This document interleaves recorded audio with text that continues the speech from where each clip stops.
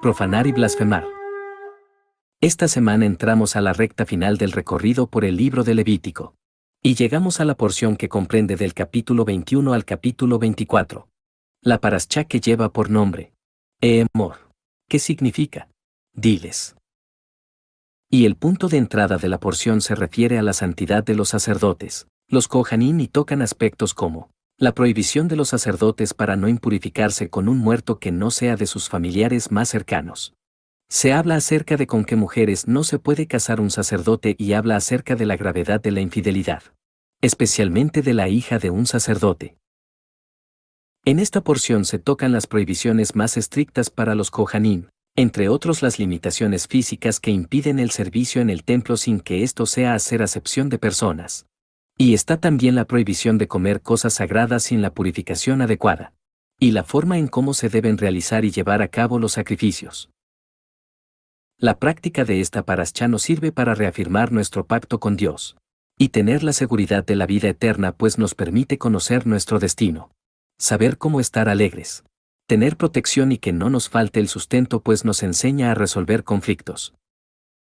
Esta paraschá va dirigida a tres grupos: Cohen, Leví, Israel.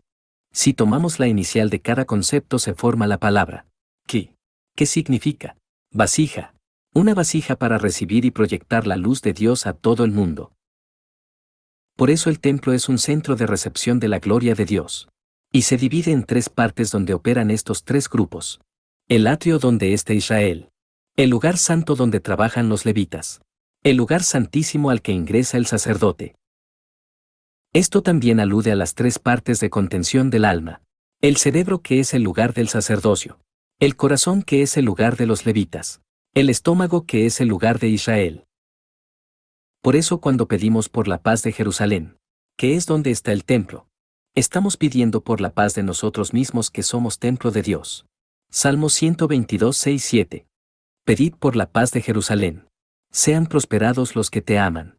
Sea la paz dentro de tus muros, y el descanso dentro de tus palacios. Profundizando un poco más en lo que esta porción dice acerca de los kohanim, Levítico 21:1. Adonai dijo a Moisés: habla a los sacerdotes hijos de Aarón, y diles que no se contaminen por un muerto en sus pueblos. Cabe considerar que en una persona muerta su espíritu se ha ido, y su alma se está vaciando, y ese vacío que deja el alma absorbe impurezas y espiritualmente también impurezas malignas. Y el mal que causó la muerte sigue ahí. Y eso es toda una energía activa que contamina, y el sacerdote, al estar expuesto, expone también al pueblo. La palabra muerte en hebreo es met. Se escribe con las letras mim y tab, pero si las invertimos tab y mim, se forma la palabra tam, que significa sin soberbia. Esto es interesante porque nos enseña las dos causas de que una persona muere. Cuando muere pacíficamente, es porque ya cumplió su propósito en esta vida, y ángeles vienen para acompañar su alma a su destino.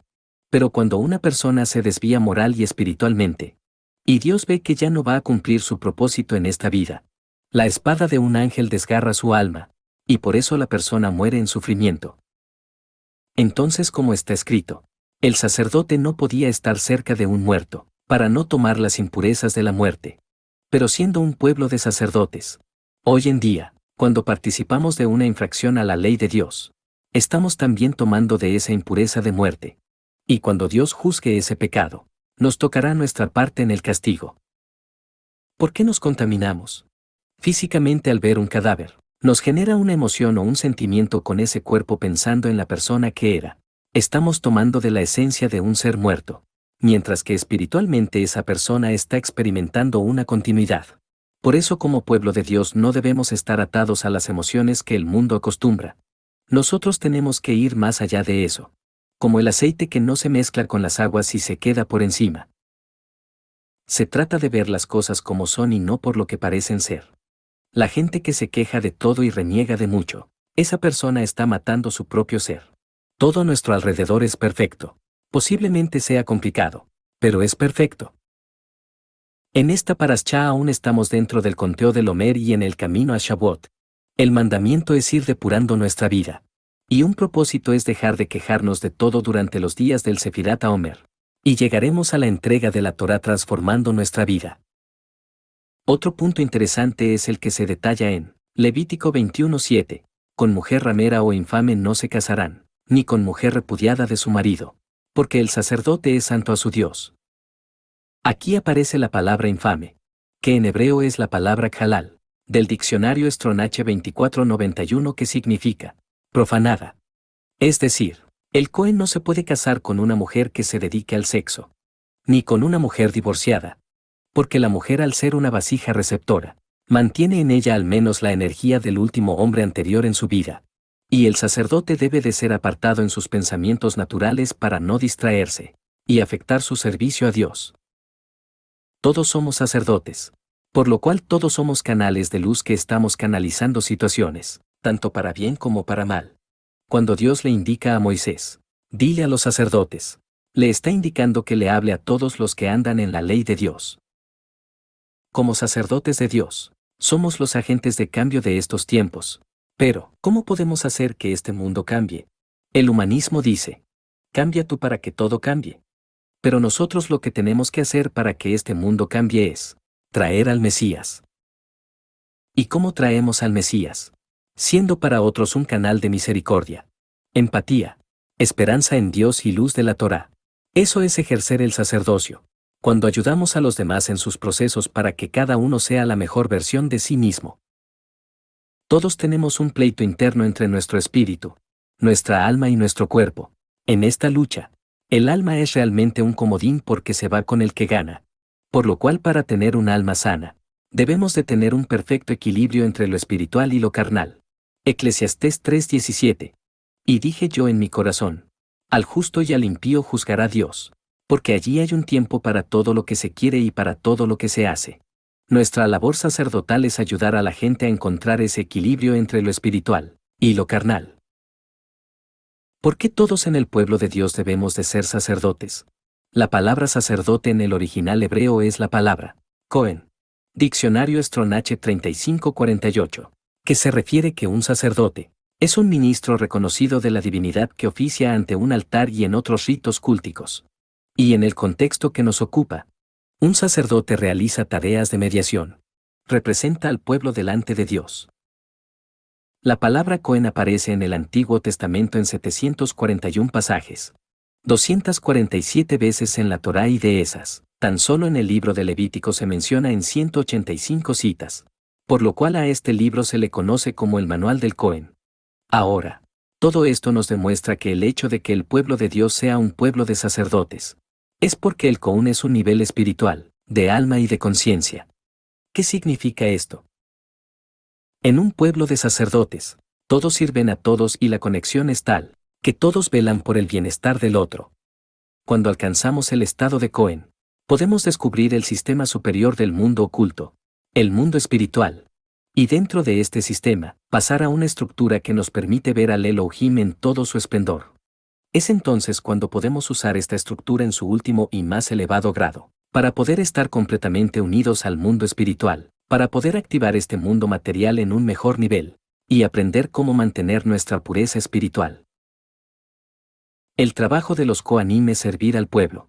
Ellos se ofrecen como canal y si el canal es impuro, no conduce la luz. Por lo tanto, si no conduce luz, no puede dar. El Cohen acerca a las personas a la espiritualidad, al trabajo interno, ayudan al pueblo a vivir con espiritualidad su vida material. Existen 4 grados de purificación por el cual atravesamos. Nivel gentil. Es el Goy, la persona que no tiene deseo de adhesión, no tiene inquietudes espirituales. Nivel Israel. Es el estado de la persona que sí tiene inquietudes espirituales cuando no provoco daño a los creados. Ya estoy en este estado. Nivel Leví. Es el estado de la persona que no hace a los demás lo que no le gusta que le hagan. En este estado ya puedo dar por el simple deseo de dar. El nivel Cohen es el estado de la persona que quiere recibir, pero para otorgar. En este nivel se encuentra el verdadero amor al prójimo. Cuando atravesamos estos estados, nos unimos al Creador en condiciones especiales. Este proceso lo puede atravesar cada persona, independientemente del apellido que lleve en esta vida o el vientre del que haya nacido. La función de los sacerdotes es ayudar a otros a sacrificar su parte animal, y ofrecerla en sacrificio para ayudar a su elevación espiritual. La diferencia entre el estado Leví y el estado Cohen es que el levita otorga por otorgar, mientras que el sacerdote recibe para otorgar. Cuando las personas comienzan a entender la naturaleza egoísta del ser humano, es cuando puede emprender este proceso de transformación, nivel por nivel. Cuando se corrige el deseo egoísta, nuestro corazón se vuelve una vasija de otorgamiento de amor. Un sacerdote es un sabio de corazón, que sabe cómo copiar el mundo espiritual en este mundo material. Las leyes de la Torá están enraizadas en el éxodo de Egipto. El suceso justifica la demanda de fidelidad de Dios. La redención trae consigo un contrato social. El vínculo es afirmado a menudo, relacionando una serie de mandatos legales con la aseveración histórica, de que fue Dios que liberó a Israel de la servidumbre. Los 10 mandamientos son resonantemente introducidos con la declaración: Yo soy el Señor tu Dios, que te saqué de la tierra de Egipto de la casa de servidumbre. Así está escrito en Éxodo capítulo 20 versículo 2. Nos encontramos con la misma ratificación en la Parasá de Kedoshim, donde un elevado código de conducta personal que incumbe a cada israelita, culmina invocando al Éxodo en los versículos 36 y 37 del capítulo 19 de Levítico al decir: Yo soy el Señor vuestro Dios, que os saqué de la tierra de Egipto. Guardaréis pues todas mis leyes y todos mis decretos y los cumpliréis.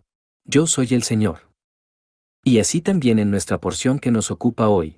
Esta abre con un cuerpo legal que sienta estándares para los sacerdotes que trabajan en el santuario, acerca de cómo deben realizar el culto, y cierra uniendo la ley con la narrativa. Vosotros, pues, habéis de guardar mis mandamientos y cumplirlos. Yo soy el Señor. Y no profanéis mi santo nombre. Antes bien, yo he de ser santificado en medio de los hijos de Israel. Yo soy el Señor que os santificó, y que os he sacado de la tierra de Egipto, para ser vuestro Dios. Yo soy el Señor. La recurrente vinculación captura la inquietud y surge la pregunta necesaria: ¿por qué la Torá sentía la obligación de recordarle a Israel repetidamente que fue Dios el que los había sacado de Egipto? ¿Acaso Dios no le había prometido a Abraham hacer precisamente eso? Génesis 15, 13, 14. Sabe con seguridad que tu simiente será extranjera en tierra ajena, donde la reducirán a servidumbre y la oprimirán durante 400 años. Mas también a la nación a quien hubieren servido yo la juzgaré. Y después de esto saldrán ellos con grande riqueza. ¿Cuál es el objeto de afirmar lo que ya sabemos? Si Dios estaba obligado a cumplir lo que Dios le había prometido a Abraham. Si nos damos cuenta, lo que Dios había prometido era solo redimir a Israel de su sojuzgamiento físico, pero no de su sojuzgamiento espiritual. En Egipto Israel se había desviado hacia la idolatría. Se habían contaminado completamente, hundiéndose a través de 49 puertas de polución. Pero Dios también los liberó de su sometimiento por estos poderes, y los guió a través de 49 puertas de sabiduría. A Abraham, Dios le había estipulado solamente sacarlos de Egipto. Pero en realidad, Dios les había prestado una ayuda de pura bondad, por amor a los patriarcas. Y por eso es que encontramos en la Torá la mención del éxodo de Egipto, exactamente 50 veces, para mostrar la gracia que Dios había derramado sobre Israel. Además, empezando el segundo día de Pesaj, contamos no solo 7 semanas, sino también 49 días para conmemorar el pasaje de Israel de la impureza a la pureza. La primera cosa que notamos acerca de este entendimiento es que nos propone un punto de vista decididamente negativo de nuestros antepasados en Egipto. Estamos acostumbrados a pensar que éramos totalmente virtuosos. Fueron a Egipto a la fuerza, no tenían ninguna intención de quedarse, y a medida que su número creció, mantuvieron su identidad. Pero basándonos en Ezequiel capítulo 20, vemos acerca de Éxodo 10, 20 y 13, 19, que la degradación física erosionó las defensas del espíritu, e Israel pronto se encontró empantanado en las abominaciones de Egipto. La redención vino por virtud de la gracia de Dios, y no porque Israel la mereciera. Este motivo sugiere el cristianismo que, si la gracia no es dada gratis, simplemente no es gracia. La actitud descarriada de Israel le había quitado todo mérito. Lo que pasa en el Éxodo no es tanto el recuerdo de la obligación divina, como un fluir de gracia divina libremente dada. Así que la repetida proclamación de Dios como autor del Éxodo es para destacar la poco apreciada gloria del amor inmerecido de Dios. En segundo lugar, la redención no convirtió a los esclavos en santos. La libertad física no es lo mismo que la pureza espiritual. La revelación en el monte Sinaí. Tenía que esperar el ascenso de Israel a través del conocimiento de la sabiduría de la Torá, y solo entonces el pueblo de Israel estuvo listo para entrar en un pacto con Dios, una sinergia entre la libertad y la santidad. Algo similar sucede al llevar el conteo del Homer, pues nos obliga a vincular a Shavuot con Pesaj. La revelación con la redención nos posibilita escalar las alturas que escalaron los hijos de Israel, una vez en su ascenso hacia la perfección espiritual. Un tema que destaca en el shiur de esta porción es el tema de la blasfemia. Levítico 22:2-3. Di a Aarón y a sus hijos que se abstengan de las cosas santas que los hijos de Israel me han dedicado, y no profanen mi santo nombre. Yo Adonai. Diles, todo varón de toda vuestra descendencia en vuestras generaciones, que se acercare a las cosas sagradas que los hijos de Israel consagran a Adonai, teniendo inmundicia sobre sí, será cortado de mi presencia. Yo el Señor. ¿Qué es lo primero que toda persona quiere consagrar a Dios? Los hijos. Hay muchas formas de blasfemar, pero en el caso del hombre que blasfema, se trata de una persona de su pueblo que se separa totalmente de Dios. Y Dios en su infinita misericordia, prefiere que muera y no entregarlo al mundo que lo va a llenar de sufrimientos. Una manera común de blasfemar el nombre de Dios es cuando una persona observante de Torá se queja abiertamente de las adversidades que vive. Este está dando un mal testimonio de Dios. Está exhibiendo a un Dios que no le ayuda. Esto causa que los paganos se burlen de Dios, y que los de la fe se debiliten. Se puede y de hecho se debe pedir ayuda a los hermanos en la fe cuando tenemos una crisis, y no vemos respuesta de Dios. Y los hermanos en la fe estamos comprometidos a ayudarnos los unos a los otros. Pero en privado. Que tu mano derecha no sepa lo que hace la izquierda. También está el pecado imperdonable. Mateo 12:31. Por tanto os digo, todo pecado y blasfemia será perdonado a los hombres, mas la blasfemia contra el Espíritu no le será perdonada. ¿Cuál es la blasfemia contra el Espíritu Santo que no será perdonada? El Espíritu Santo te lleva a toda verdad. Y la Torá es la verdad y es eterna. Por eso el que habla contra la Torá y que enseña a que la Torá ya no hay que obedecerla, está blasfemando contra el Espíritu. Y eso no le será perdonado. Pero hay otra blasfemia que no es perdonada. Y no es perdonada, porque de esta blasfemia la gente nunca se arrepiente y nunca pide perdón. Por lo tanto, de esta blasfemia está llena el infierno. Los que ponen apodos o llaman a otros por apodos que denigran a la persona. ¿Por qué esto es blasfemia y es imperdonable? Porque todos los seres humanos hemos sido creados conforme al pensamiento y al criterio de Dios. Génesis 1:26. Entonces dijo Dios: hagamos al hombre a nuestra imagen, conforme a nuestra semejanza. Entonces cuando una persona le pone apodos a otra persona para denigrarlo por cualquier causa, esta persona que pone el apodo se está burlando de la inteligencia de Dios, y de cómo Él hace las cosas, y eso es blasfemia. Y de esto regularmente el pecador se ríe y nunca se arrepiente. Por eso nunca pide perdón ni repara el daño. Porque a esto el blasfemo no le da importancia. Le parece gracioso y lo olvida. Pero Dios no lo olvida. Y esa persona que pone apodos denigrantes o llama por apodos denigrantes a otros, de Dios mismo se está burlando y ya está condenado. Santiago 2:9. Pero si hacéis acepción de personas, cometéis pecado. Y quedáis convictos por la ley como transgresores.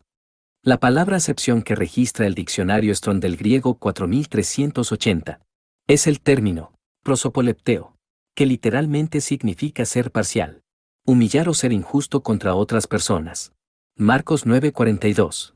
Cualquiera que haga tropezar a uno de estos pequeñitos que creen en mí, mejor le fuera si se le atase una piedra de molino al cuello, y se le arrojase en el mar.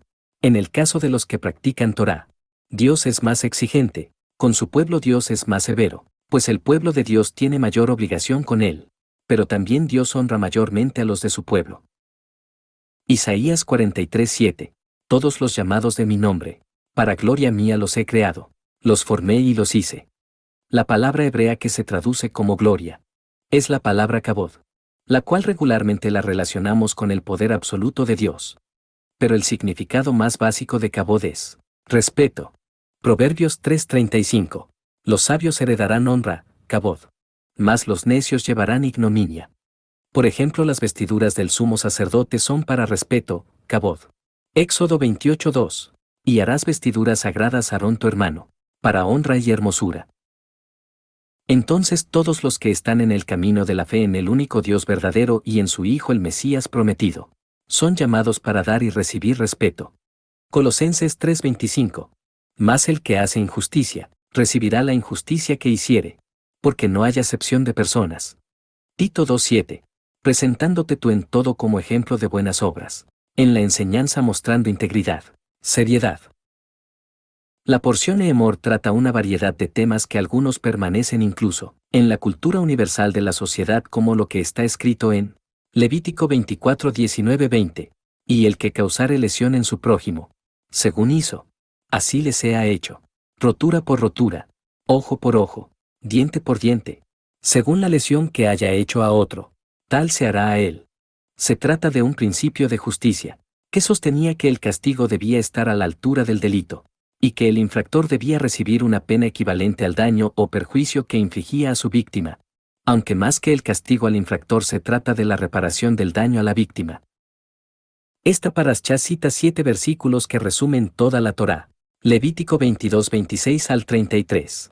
Y habló Adonai a Moisés, diciendo, el becerro o el cordero o la cabra, cuando naciere, 7 días estará mamando de su madre, mas desde el 8º día en adelante será acepto para ofrenda de sacrificio encendido a Adonai.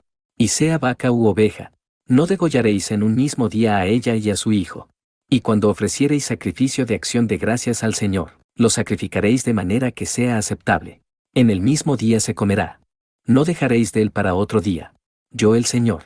Guardad, pues, mis mandamientos, y cumplidlos, yo el Señor. Y no profanéis mi santo nombre, para que yo sea santificado en medio de los hijos de Israel, yo el Señor que os santifico, que os saqué de la tierra de Egipto, para ser vuestro Dios, yo el Señor. Y ya al final de la parashá en un caso difícil aparece una rúbrica, Levítico 24:11-12. Y el hijo de la mujer israelita blasfemó el nombre, y maldijo. Entonces lo llevaron a Moisés. Y su madre se llamaba Selomit, hija de Dibri, de la tribu de Dan.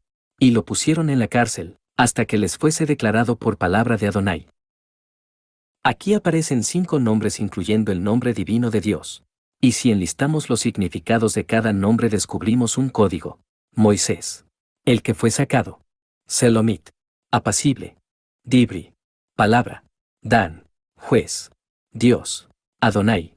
Al juntar los significados descubrimos el siguiente mensaje. El que fue sacado a la apacible palabra del juez Adonai.